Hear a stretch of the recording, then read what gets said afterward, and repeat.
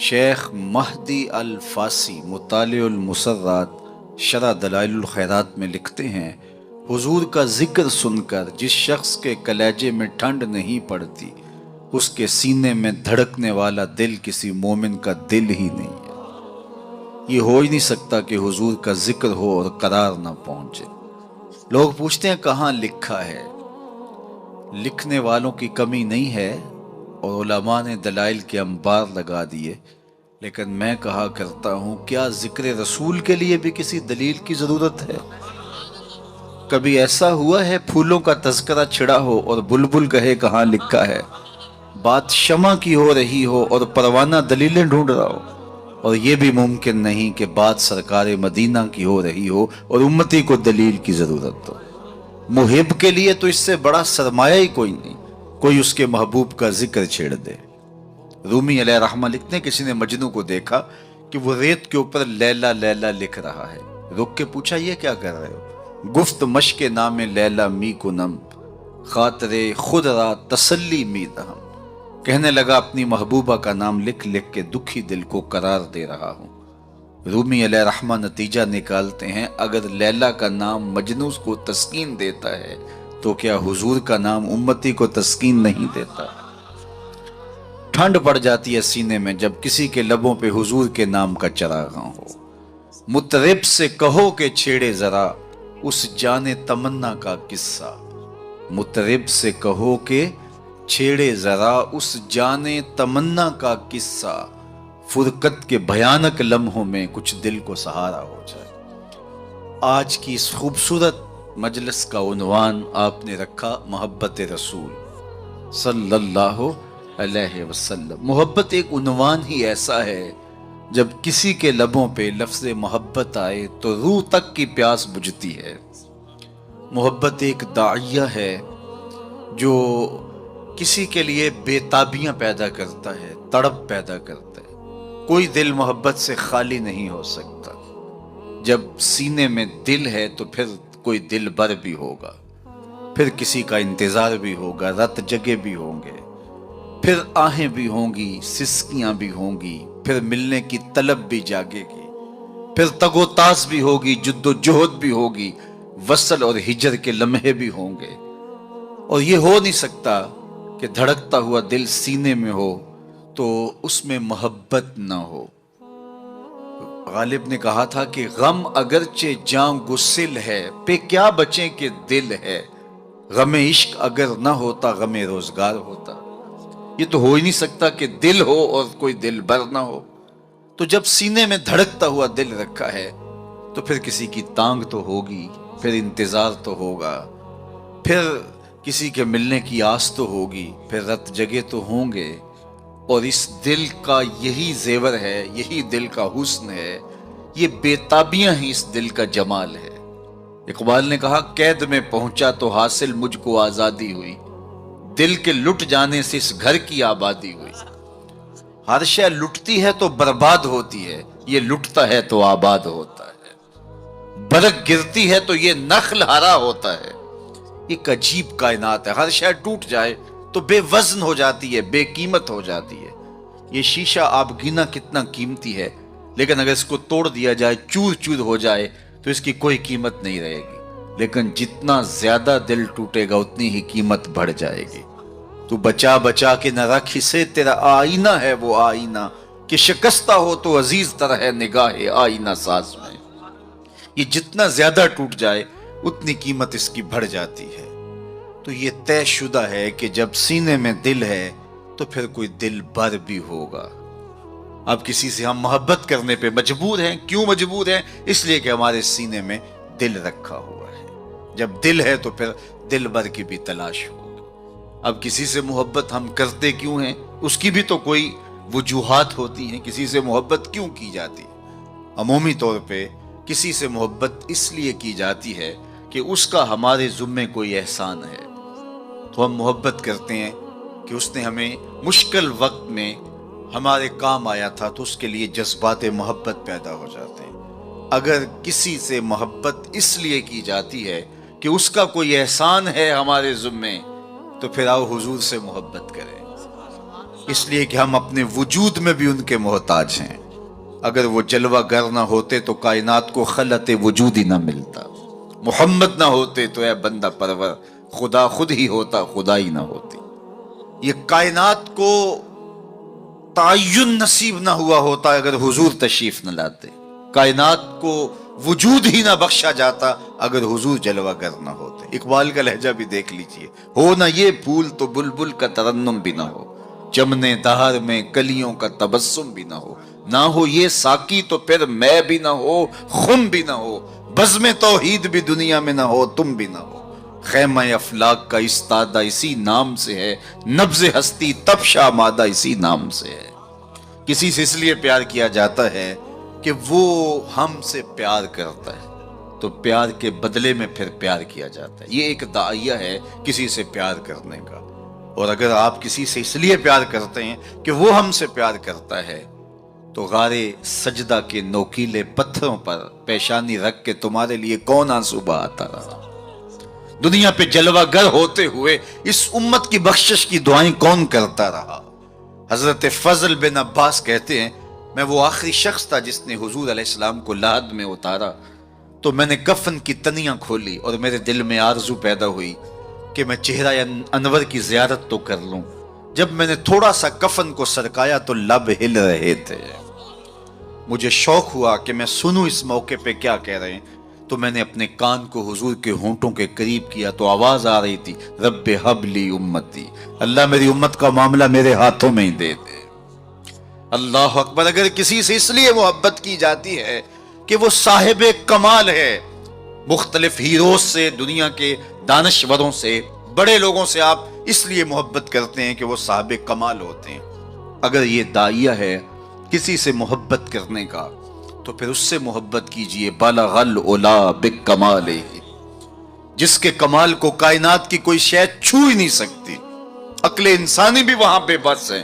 میرے امام بولے، خرد سے کہہ دو کہ سر جھکا لے، خرد سے کہہ دو کہ سر جھکا لے، گماں سے گزرے گزرنے والے، یہاں خود پڑے ہیں جہت کو لالے، کوئی کیا بتائے کدھر گئے تھے، سراغ عین و متا کہاں تھا، نشان کیف و الا کہاں تھا، نہ کوئی ساتھی نہ کوئی راہی، نہ سنگ منزل نہ مرحلے تھے، کمان امکان کے جھوٹے نکتوں تم اول آخر کے پھیر میں ہو، محیط کی چال سے پوچھو کدھر سے آئے کدھر گئے تھے، کوئی حد ہے ان کے عروج کی، بلغ العلا بکمال۔ اگر کسی سے اس لیے پیار کیا جاتا ہے کہ وہ صاحب کمال ہے، تو میرے محبوب کے کمال عظمتوں کو دیکھو، یہاں تو جبریل بھی ہاتھ باندھ کے کھڑا ہے اور حضور اوپر جا رہے ہیں۔ حضرت ابو الحسن رفاعی کہتے ہیں، میں نے ایک دن روحانی طور پہ پرواز کی، عالی مرتبت علماء سے پوچھئے روح پرواز کر سکتی ہے، میری روح زنگ آلود ہو تو میں پاک لوگوں کی روح پر اپنی روح کو قیاس نہ کروں اور اس حقیقت کا انکار نہ کر دوں۔ روحیں آپ دیکھتے ہیں خواب میں کہاں سے کہاں پہنچ جاتی ہیں، تو روحوں کی پرواز ممکن ہے۔ تو وہ کہتے ہیں کہ میں 7 لاکھ عرش عبور کر گیا، میری روح نے اتنی پرواز کی۔ آواز آئی کہ کہاں جا رہے ہو؟ تو میں نے کہا مالک، معراج کی شب جس عرش کی چھاتی پہ محبوب کے قدم لگے تھے، میں اس عرش کو دیکھنے کے شوق میں آیا ہوں۔ نہ سفر بشرط معال ہے، نہ طلب بقید سوال ہے، فقط ایک سیری ذوق کو میں بھٹک رہا ہوں کہاں کہاں، میرے دل کی یہ خلوتیں کئی بار سج کے اجڑ گئیں، مجھے بارہا یہ گما ہوا تم آ رہے ہو کشاں کشاں۔ کہا میں تو سچ کی تلاش میں نکلا ہوں۔ تو پھر آواز آئی، ارجع لا وصول لک، ابو الحسن پلٹ جاؤ، تم کروڑوں سال بھی پرواز کرو، جس عرش کی چھاتی پہ محبوب کے قدم لگے تھے وہاں تمہارا خیال بھی نہیں پہنچ سکتا۔ جس نبی کے قدم اتنے اونچے ہیں اس نبی کا سر کتنا اونچا ہوگا۔ کوئی حد ہے ان کے عروج کی، بالغ العلا بے۔ مولوی کا تو دماغ خراب ہو گیا کہ ترازو لے کے تولنے بیٹھ گیا، اسے تولنے لگا جو تولا نہیں جا سکتا۔ یار سونار کے چھوٹے سے ترازو پہ رتی ماشے کا حساب تو کیا جا سکتا ہے، لیکن منو ٹانوں کا حساب تو نہیں آ سکتا۔ عقل کے ترازو پہ تولنے کا شوق آ جائے تو میں آپ کو تول لوں، آپ مجھے تول لیں۔ اور جو نبیوں کا بھی امام ہو، ڈٹھے ورق قرآن دے پھول سارے، تیری شان جیا نہیں کوئی ہور ڈٹھا، تیری شان دا کرے مقابلہ جڑا انہوں عاشقاں اصلی چور ڈٹھا، کوئی نور آکھے کوئی بشر آکھے پیندا رات دنے ایہو شور ڈٹھا اللہ والیاں گل مکا دیتی تساں ہور ڈٹھا اساں ہور ڈٹھا تم نے حلیمہ کی بکریوں کے پیچھے پیچھے دیکھا ہے سدرہ پر جبریل سے آگے آگے نہیں دیکھا اور اقبال بولا تو نے یوسف کو کنویں میں دیکھا تو کیا دیکھا ارے ناداں جو مطلق تھا مقید کر دیا تو نے تو ابھی تک کنویں میں ڈھونڈ رہا ہے وہ مصر کے تخت کا مالک بھی بنا ہوا ہے تو کہا اگر کسی سے اس لیے پیار کیا جائے کہ وہ صاحب کمال ہے تو میرے رسول کے کمال جیسا کمال کس کو نصیب ہوگا اچھا کسی سے اس لیے بھی پیار کیا جاتا ہے کہ کل مشکل میں کام آئے گا لوگ تعلق رکھتے ہیں ایسے لوگوں کے ساتھ جو اوکھے ویلے کام آ سکتے ہوں ان سے رشتے قائم کرتے ہیں ان سے دوستیاں رکھتے ہیں ان کو تحائف دیتے ہیں یار زندگی میں کبھی بھیڑ بن جائے تو کام آ جائے گا سیاسی لوگوں سے افسران بالا سے لوگ تعلق قائم رکھتے ہیں کہ اوکھے ویلے کام آئے گا کسی سے اس لیے پیار کیا جائے کہ وہ اوکھے ویلے کام آئے گا مجھے بتاؤ نزع سے اوکھا ویلا بھی کوئی ہو سکتا ہے مجھے بتاؤ حشر سے اوکھا ویلا بھی کوئی ہو سکتا ہے اگر کسی سے اس لیے پیار کیا جائے تو پھر حضور سے پیار کرنا چاہیے اس لیے کہ اوکھے ویلے وہ کام آئیں گے جب کوئی کسی کو نہیں پوچھ رہا ہوگا فرمائیں گے شفاعتی لأہل القبائر من امتی بڑے بڑے آجو میرے دامن میں لپٹ جاؤ اعلی حضرت بولے پیش حق مجدہ شفاعت کا سناتے جائیں گے آپ روتے جائیں گے ہم کو ہنساتے جائیں گے وسعتیں دی ہے خدا نے دامن محبوب کو جرم کھلتے جائیں گے اور وہ چھپاتے جائیں گے اچھا کسی سے پیار اس لیے بھی کیا جاتا ہے کہ وہ سونا بڑا ہے عمومی طور پہ دنیا پہ سب سے بڑا داعیہ محبت کا یہی ہے کوئی کسی سے اس لیے پیار کرتا ہے کہ وہ صاحب جمال ہے کسی کو کسی کے لب پیارے لگے کسی کو کسی کی زلف دراز اچھی لگی قدِ رانا پہ جانوار دینے کے لیے کوئی تیار ہوا کسی کی آنکھوں میں ڈوب جانے کو جی چاہتا ہے کسی سے کوئی پیار اس لیے کرتا ہے کہ وہ سونا بہت ہے چلو یہی داعیہ مان لیتے ہیں تو پھر زمانے میں لاؤ نہ اس حسین جیسا کشفت دجا بجمالہ مکھ چند بدر شاہ شانی ہے متھے چمک دی لاٹ نورانی ہے کالی زلف تیاک مستانی ہے مخمور رکھی ہیں مد بھریاں سیدنا ابو ہریرہ بولے کل قمر لیلۃ البدر لما را قبلہ ولا بعدہ مثلہ کیا پوچھتے ہو 14ویں رات کا چمکتا ہوا چاند تھے میرے حضور پھر کہا نہیں نہیں نہیں حضور جیسا نہ پہلے دیکھا نہ بعد میں دیکھا حسان بن ثابت پاس ہی کھڑے تھے بولے کیسے دیکھتے کسی ماں نے جنم دیا ہوتا تو دیکھتے خدا نے وہ سچا ہی پن چھڑیا جدے وچ محمد نو ٹالیا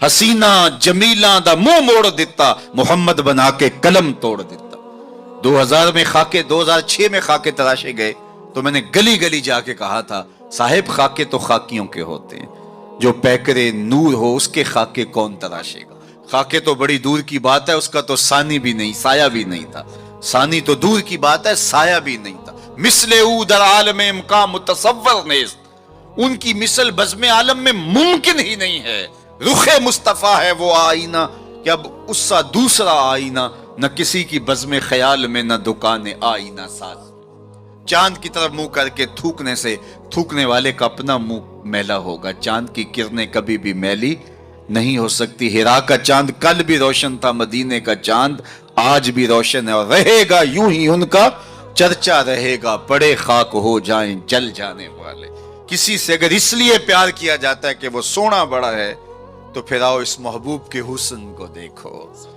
سیدنا جابر بن سامورہ رضی اللہ تعالیٰ عنہ فرماتے ہیں چاندنی رات تھی اور حضور لال دھاری دھار یمنی چادر اوڑے استراحت فرما رہے تھے میں کبھی چاند کو دیکھوں کبھی حضور کے چہرے کو دیکھوں فائزہ ہو احسن عندی من القمر پھر میں نے فیصلہ کیا چاند نہیں میرے حضور ہی سونے ہیں اللہ اکبر کیسا جمال دیا کیسا حسن دیا دیکھنے والے کہا کرتے ہیں اللہ اللہ یاد آتا ہے خدا دیکھ کے صورت تیری امام زرقانی نے اتنا خوبصورت واقعہ لکھا حضور کے جمال کا کہ روحوں تک جو ہے وہ قرار پہنچتا ہے فرماتے ہیں کہ ایک دن حضور سیر کرنے کے لیے باہر تشریف لے گئے ایک قافلے نے وہاں پڑاؤ کیا ہوا تھا اور ان کے اونٹ چل رہے تھے تو حضور کو ایک سرخ رنگ کا اونٹ پسند آ گیا علماء سے پوچھئے کہ عرب میں سرخ رنگ کے اونٹ کی اہمیت کیا ہے جس طرح آپ کے ہاں اچھے ماڈلز کی گاڑیاں ہوتی ہیں اور آپ کہتے ہیں کہ نہیں فلاں گاڑی تو فلاں گاڑی ہے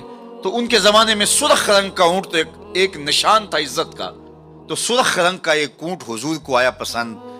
تو قافلے والوں سے پوچھا بیچتے ہو؟ انہوں نے بیچنا تھا یا نہیں. حضور نے پوچھا تو کہا جی بیچتے ہیں. میرے شیخ کہتے ہیں میں دل ویچا میں جگر ویچا جے پیارا محمد آ جاوے. نہیں میں اپنا سارا گھر ویچا جے پیارا محمد آ جاوے. انہوں نے کہا جی بیچتے ہیں. کتنے کا؟ اتنے کا سودا طے ہو گیا. کہا میں تاجرانہ غرض سے تو آیا نہیں تھا کہ قیمت ساتھ لے کے آتا. میں تو آیا تھا سیر کے لیے. اچانک تمہارا اونٹ پسند آ گیا. اگر تم میرے پہ اعتبار کرو تو اونٹ دے دو اور میں اپنے شہر جا کے اس کی قیمت بیچ دیتا ہوں. انہوں نے کہا کوئی اعتراض نہیں. حضور نے اونٹ پکڑا چل دیے. جب تک حضور جاتے دکھائی دیتے رہے وہ دیکھتے رہے. اور جب حضور نظروں سے اوجھل ہو گئے تو دلوں پہ ہاتھ رکھ کے کھڑے ہو گئے. پھر تھوڑی دیر کے بعد سکتے سے باہر آئے اور ایک دوسرے سے پوچھنے لگے کہ یار تم جانتے ہو اسے؟ جب کسی کو نقد سودا دیا جائے تو عطا پتہ نہیں پوچھا جاتا, اور جب ادھار دیا جائے یا تو آپ اسے جانتے ہوتے ہیں یا پھر درمیان میں کوئی ضامن ہوتا ہے یا وہ چیز کوئی گروی رکھتا ہے. کہا ایک شخص آیا اونٹ لے گیا, تم میں سے اسے جانتا بھی کوئی نہیں ہے. یار کسی نے پتہ پوچھ لیا ہوتا. اس نے شے گروی کوئی نہیں رکھی, کوئی ضامن بھی نہیں دیا. ایک بولا یار جب وہ باتیں کرتا تھا منہ سے پھول جھڑتے تھے. اذا تکلم رؤیا النور یخرج من بین ثنایاہ, میں تو وہی دیکھتا رہ گیا. دوسرا بولا کہ یار جب وہ مسکراتا تھا نا سامنے والے پہاڑوں پہ عکس پڑتا تھا. اذا ضحک کاد یتلالا فی الجدر. تیسرا بولا یار میں تو اس کی زلفوں کے پیچ و خم ہی دیکھتا رہا. چوتھا بولا میں تو اس کی آنکھوں کے ساغر میں ڈوب گیا. کیا خوب سجن دیاں اکھیاں نے, کیا خوب سجن دیاں اکھیاں نے جی میں پر کے سرائیاں رکھیاں نے. تو اجے میرا یار نے ڈٹھا جنوں ویکھ کے چن شرم آوے. ادھی راتی دن چڑھ جاوے جیو رخ تو نقاب اٹھاوے. تے جیو نکلے سیر کرن نو سارا گلشن سیس نواوے اتے دھرتی لف لف جاوے. جے ہاتھ پھلاں وچ رکھدا ہاتھ پھلاں تو ود جاوے. نین نشیلے مست رسیلے وچ سونا کجل سہاوے. اکھ اگڑے تے انج پیا جاپے جویں میں خانہ کھل جاوے. توبہ توبہ حسن سجن دا چال نہ چلی جاوے.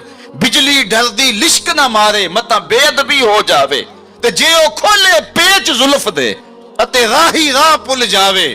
توبہ توبہ حسن سجن دا چال نہ چلی جاوے. علم خدا نے اینا دتا عقلاں وچ نہ آوے. عقل خدا نے اینی دتی علماں وچ نہ آوے. کی یہ جاز نظر وچ او دی جو آوے وک جاوے. خلق او دے نے مولئی دنیا کوئی ورلائی جان بچاوے. آزم ایڈا سونا ماہی سانو کدرے نظر نہ آوے. انہوں نے کہا جو بھی ہوا وہ اپنے حسن کا جادو جگا کے تمہارا قیمتی اونٹ ہتھیا کے لے گیا. امام زرقانی لکھتے ہیں جب انہوں نے کہا نا ہتھیا کے لے گیا تو اب تک خاموش بیٹھی قافلے کے سردار کی بیوی نے خیمے کا پردہ سرکایا اور ان سے مخاطب ہو کے کہا آنا زامنۃ لسامان جمالکم لا یقدر بکم. خبردار اس کے خلاف کوئی بات کی تو اگر وہ قیمت نہ دینے آیا تو مجھ سے لے لینا, میں ضامنہ ہوں. انہوں نے کہا اچھا تو اسے جانتی ہے؟ کہا واللہ میں بھی نہیں جانتی. تو کہا پھر ضامن کیسے ہے؟ کہا جب تم سودا کر رہے تھے خیمے کی اوٹ سے میں نے اس کا چہرہ دیکھا تھا, اور اتنے سونے چہرے والا کبھی جھوٹ بول ہی نہیں سکتا ہے. تھوڑے لمحے گزرے تھے کہ حضور کے غلام آ گئے. قافلے والے کون ہیں جن سے ہمارے آقا نے اونٹ خریدا؟ کہا کہ ہم حاضر ہیں. کہا یہ کھجوریں تمہاری ضیافت کے لیے بیچی اور یہ رہی آپ کی قیمت. انہوں نے کہا قیمت بعد میں لیں گے, ہمیں تو لگتا ہے خود بک گئے ہیں, ہمیں اس پیارے کا ڈیرا بتاؤ. کہا وہ کھجوروں کے جھنڈ دکھائی دیتے ہیں وہی پیارے کا ڈیرا ہے. اس وفد کا نام تھا وفد طارق. امام زرقانی لکھتے ہیں سارا قبیلہ اٹھا اور جا کے حضور کے قدموں میں بیٹھ گیا. تیری تک کے ادامہ میں مرید ہو.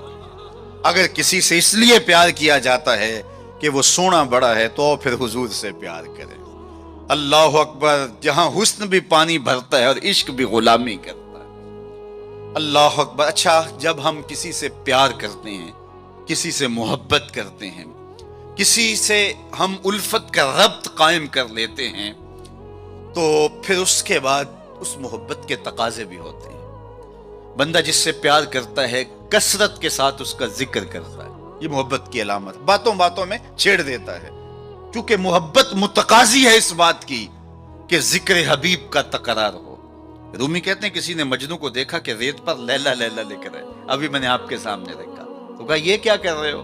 کہا محبوب کے نام کی مشق کر کے اپنے دل کو قرار دے رہا ہوں۔ تو محبوب کے ذکر کا تکرار دل کی تسکین کا سامان ہے۔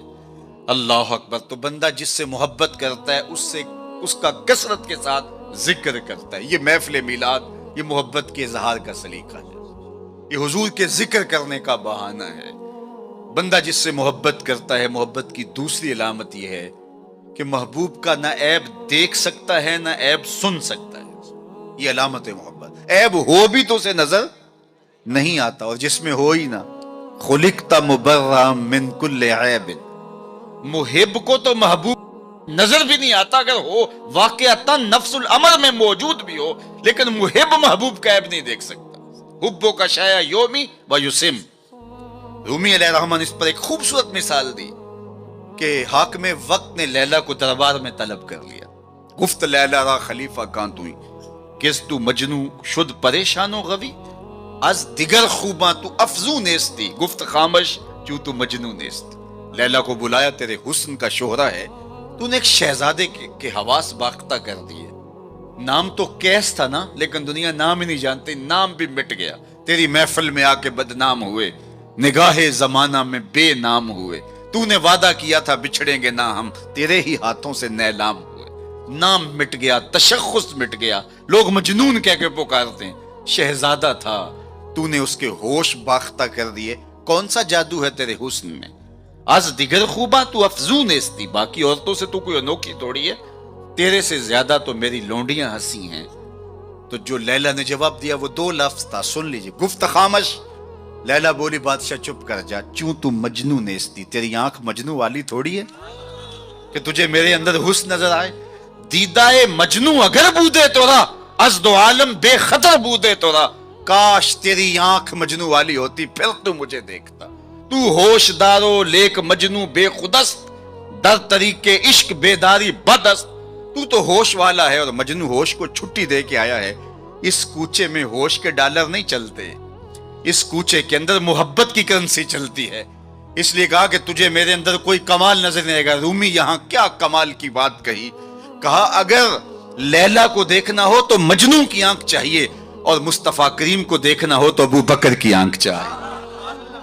مانائے حرفم کنی تحقیق اگر، بنگری با دیدائے صدیق اگر، قوت قلب و جگر گردت نبی، از خدا محبوب تر گردت نبی۔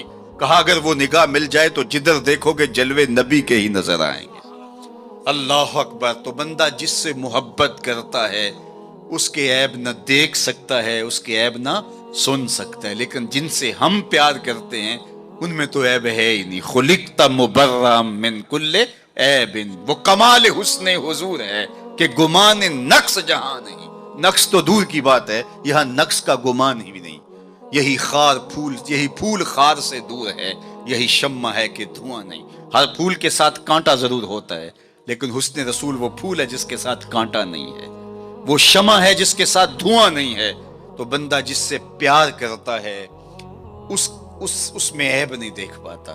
اچھا، محبت کی علامت یہ ہے، بندہ جس سے پیار کرتا ہے، جس سے محبت کا ربط اور رشتہ رکھتا ہے، اس کی اطاعت کرتا ہے، اس کی بات مانتا ہے۔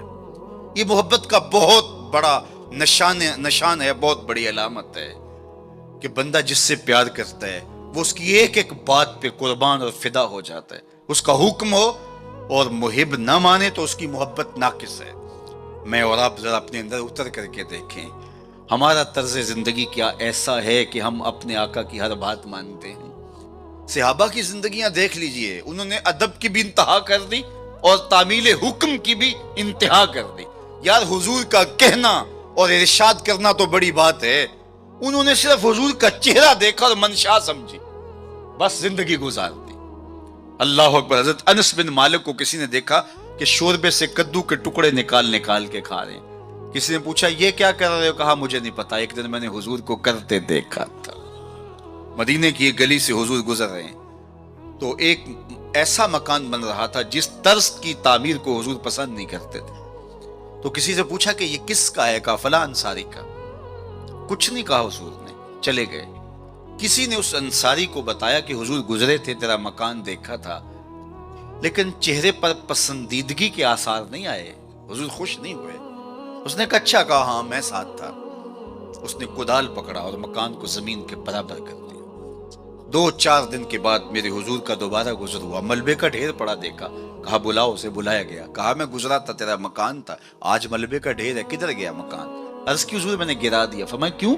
سنو سنو، فرمایا کیوں؟ عرض کی سنا تھا آپ کو پسند نہیں، سنا تھا آپ کو پسند نہیں، میں اور آپ سر سے لے کر پاؤں تک دیکھوں ہمارا کیا کیا حضور کو پسند ہے، اپنے طرز زندگی کو دیکھوں، اپنے کاروبار کو دیکھوں، اپنی معاشرت کو دیکھوں، اپنے عقیقے سے لے کے ولیمے تک طرز حیات کو دیکھوں، اپنی شادی بیاہ سے لے کے اپنے امور سیاست تک دیکھوں، ہمارا کیا کیا حضور کو پسند نہیں۔ محمد دی زیارت محمد دے رنگ وچ اے ٹھگ بازیاں جانے پیارا محمد، اگر ان سے ہم نے دعوی محبت کیا ہے تو اس کی دلیل فراہم کرنا ہوگی۔ میرے آقا کریم علیہ الصلوۃ والسلام تو کسی سے وعدہ کر لیتے ہیں کہ میں تیرے آنے تک کھڑا ہوں، اور وہ جا کے بھول جاتا ہے، اور حضور 3 دن تک کھڑے ہیں، قضائے حاجت کے لیے جاتے ہیں، پھر آ کے کھڑے ہو جاتے ہیں کہ میں نے وعدہ کیا تھا تیرے آنے تک کھڑا ہوں، وہ بھی نہیں آیا، 3 دن راتیں گزر جاتی ہیں۔ پھر وہ ایک دن اچانک گزرا تو دیکھا حضور کھڑے ہیں، تو یاد آ گیا اوہ یہ تو میرے سے وعدہ تھا، بڑا شرمندہ ہوا، شرمسار ہوا۔ اللہ اکبر، قریب آیا تو ڈر رہا تھا کہ مجھے کیا کہا جائے گا، لیکن صرف اتنا کہا تو نے مجھے مشقت میں ڈال دیا۔ قصور اس کا تھا، بھول وہ گیا، لیکن میرے حضور 3 دن تک کھڑے رہے ہیں، اور میں لوگوں کو خود ٹائم دیا کہ مجھے ملنے آنا، اس وقت گھر پہ ہوں گا، اور وہ دروازے پہ آ کے بیل دیتا ہے، اور میں بچے کو کہتا ہوں جاؤ کہہ دو ابو گھر پہ نہیں ہے۔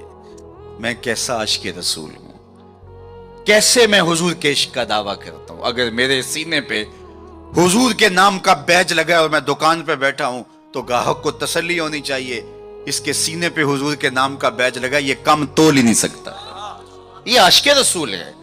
یہ سارا دن جو ہے وہ یوں بیٹھ کے چلا جائے گا، 2 نمبر مال نہیں بیچ سکتا، اس لیے کہ یہ عاشق رسول ہے۔ کوئی رشتہ کرنے آئے تمہارے گھر کے چھت پر میرے حضور کے نام کا جھنڈا لگا ہے، اسے کسی سے نہ پوچھنا پڑے کہ یہ کیسا شخص ہے، اسے پتا چل جائے یہ عاشق رسول ہے۔ میرے استاد فرمایا کرتے تھے صاحب کسی کو پوچھنا بھی نہ پڑے، تجھے بتانا بھی نہ پڑے، تمہارا طرز زندگی ایسا ہونا چاہیے، تم دور سے آ رہے ہو لوگ پہچان کے کہو وہ دیکھو آقا کا غلام آ رہا ہے۔ ہمارا طرز زندگی اتنا خوبصورت ہو، ہمارا انداز حیات اتنا خوبصورت ہو، چوں بنا میں مصطفیٰ خانم درود، از خجالت آب می گردد وجود، عشق می گوید کے محکوم غیر، سینہ تو از بتا مانند دیر، تا نداری از محمد رنگ و بو، بر زبان از درود خود میالہ نام او۔ کہا کہ جب تو حضور پہ درود پڑھتا ہے تو ذرا اپنے اندر بھی اتر کے دیکھ کس کا نام لے رہا ہے اور تیرے اپنا طرز حیات کیا ہے۔ یاری لا تو پاک نبی سنگ، اے پر پوری یاری، پھر درود قبول ہے تیرا لکھ نہ لو ایک واری۔ اور آپ کو ایک اور بات بتاؤں، جتنی بھی محبتیں ہیں وہ انسانوں کو توڑتی ہیں، حضور کی محبت آپس میں جوڑتی ہے۔ یہ باہمی محبت کا سبب اور ذریعہ ہے۔ اقتدار کی ایک کرسی ہے، 2 چاہنے والے، الیکشن ہو گیا، چونکہ محبوب مطلوب ایک ہے، چاہنے والے کئی، ایک کے 2 چاہنے والے رقیب کہلاتے ہیں نا۔ یہ تو میرا محبوب تھا، تم نے کیوں دیکھا، لڑائی تک نوبت جا پہنچی، قتل و غارت تک معاملہ جا پہنچا۔ ایک کے 2 چاہنے والے رقیب کہلاتے ہیں، اور یہاں ایک کے اربوں چاہنے والے آپس میں حبیب کہلاتے ہیں۔ چوں گلے صد برگ مارا بو یکیست، اقبال بولا چوں گلے صد برگ مارا بو یکیست، او کے جانے ای نظاموں او یکیست، مستے چشمے ساکیے بتہاستیم، در جہاں مثل مو می ناستیم، ہزاروں قومیں وجود میں آئیں، دہر میں خشک و تر کے رشتے سے، ہم نے بنیاد دوستی رکھی یاد خیر البشر کے رشتے سے۔ تو اس لیے آئیے ہم حضور کے نام پہ جڑے۔ یہ امت 73-72 فرقوں میں کیوں بٹ گئی؟ یہ میرے رسول کا دیا ہوا دین تو نہیں تھا۔ ہم ایک دوسرے کے گریبان نوچنے لگے، پھر ہر فرقے کے اندر لابیاں، اور پھر ہر لابی کے اندر کئی جماعتیں اور گروہ بندیاں۔ حضور نے تو ہمیں وحدت کا درس دیا تھا، حضور نے ہمیں محبت کا سبق پڑھایا تھا۔ میں آج بھی پوری دنیا پہ یہ کہتا ہوں، آؤ محبت رسول پہ آ جاؤ۔ محبت رسول پہ آ جاؤ گے تو فرقے خود بخود دم توڑتے چلے جائیں۔ یہ ہماری محبت ناقص ہے کہ ہم آپس میں الجھ رہے ہیں۔ اگر محبت کامل ہو تو پھر ایک ایسی برادری بنتی ہے جس میں صہیب روم سے آتے ہیں، سلمان فارس سے آتے ہیں، بلال حبشے سے آتے ہیں، صدیق اکبر مکے سے ہیں، سعد مدینے سے ہیں، لیکن آپس میں اخوت پیدا ہوتی ہے۔ یہ بھائی چارے کی بنیاد اور ضمانت ہے۔ تو چوں گلے صد برگ مارا بو یکیس، او کے جانے ای نظامو او یکیس۔ میرے استاد ایک شعر جھوم کے پڑھا کرتے تھے، اور آج میں وہ آپ کی نظر کر رہا ہوں، آپ کے ذوق کی تسکین کے لیے کہ محمد کی وساطت سے محبت تیری میری ہے۔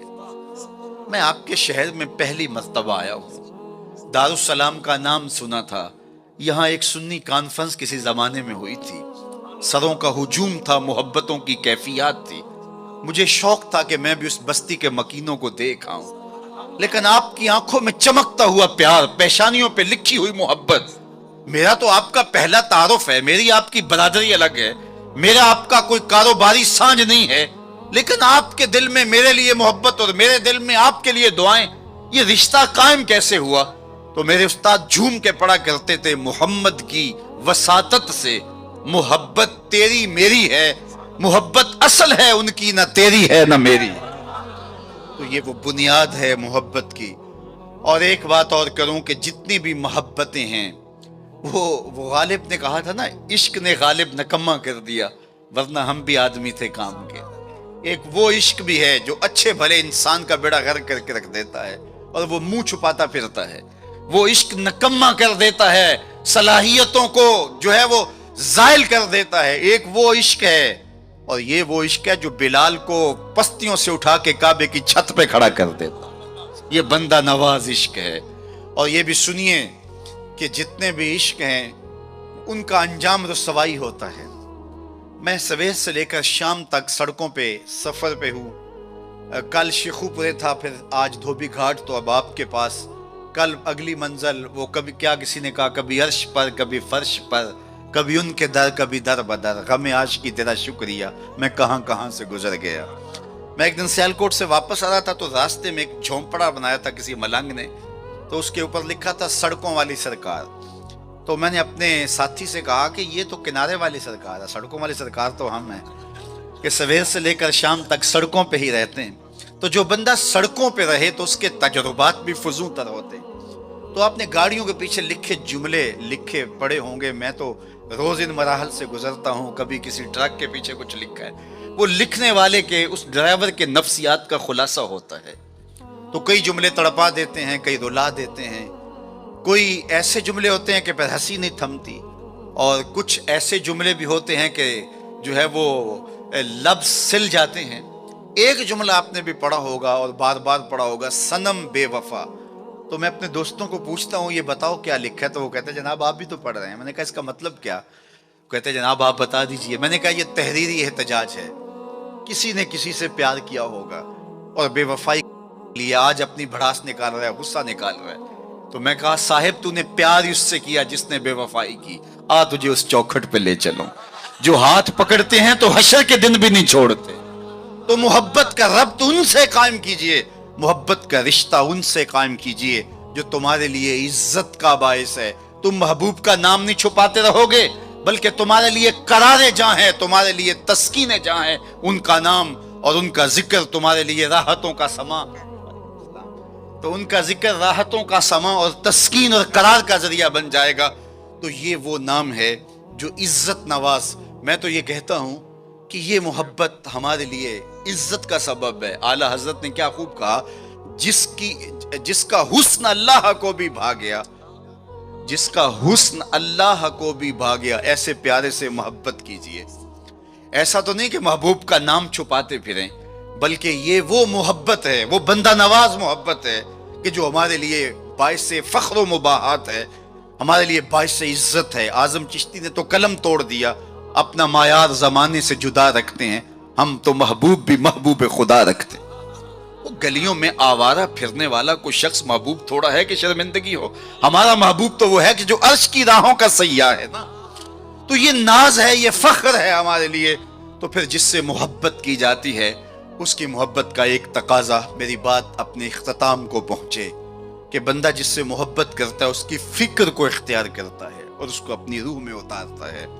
اور پھر اس کا مبلغ بن جاتا ہے، اس فکر کے ابلاغ کے لیے اپنی صلاحیتوں کو صرف کر دیتا ہے۔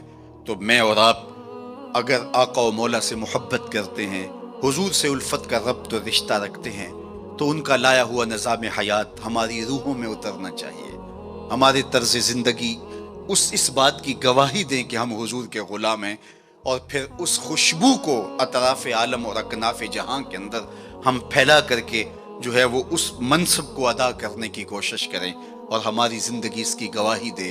صحابہ نے اپنی زندگیاں اس مقصد کی خاطر لگائیں اور شب و روز ایک کر کے رکھ دیا۔ آج اصحاب رسول کی قبریں پوری دنیا کے اوپر ہمیں ملتی ہیں۔ یار مدینہ المنورہ کو دیکھنے کے لیے لوگ تڑپتے ہیں، تو یہ شہر مدینہ چھوڑ کے چلے کیوں گئے؟ اور اس ٹھنڈی چھاؤں کو چھوڑ کے کوئی کہاں جا کے دفن ہوا، کسی نے کہاں چاند وار دی۔ تو اصل بات یہ ہے کہ محبوب کا مشن عزیز ہوتا ہے، محبوب کی فکر عزیز ہوتی ہے۔ وہ کسی نے کہا تھا نا، میں مر کے بھی زندہ ہوں اہل وفا کی محفل میں، میری محفل میں آ میرا مزار نہ پوچھ۔